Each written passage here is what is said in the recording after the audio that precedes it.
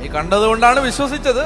പക്ഷെ കാണാതെ തന്നെ വിശ്വസിക്കണം. കാരണം എപ്പോഴും കാഴ്ചകൾ ആവർത്തിക്കപ്പെടണമെന്നില്ല. ഉദാഹരണം, മറിയം ചോദിച്ചു, ഇതെങ്ങനെ സംഭവിക്കും? ഞാൻ പുരുഷനെ അറിയുന്നില്ല. ദൂതൻ മറുപടി പറഞ്ഞു, പരിശുദ്ധാത്മാവ് നിന്റെ മേൽ വരും, അത്യുന്നതന്റെ ശക്തി നിന്റെ മേൽ ആവസിക്കും. ആകയാൽ ജനിക്കാൻ പോകുന്ന ശിശു പരിശുദ്ധൻ ദൈവപുത്രൻ എന്ന് വിളിക്കപ്പെടും. മറിയം പറഞ്ഞു, ഇതാ ഞാൻ കർത്താവിന്റെ ദാസി, നിന്റെ വാക്ക് എന്നിൽ നിറവേറട്ടെ. മനസ്സിലായോ?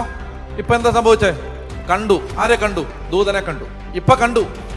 നിങ്ങൾ ബൈബിള് മുഴുവൻ അരിച്ച് പറക്കി വായിച്ചോ, പിന്നെ ഒരിക്കലും കണ്ടിട്ടില്ല. ഇപ്പൊ കണ്ടില്ലേലും കുഴപ്പമില്ലായിരുന്നു.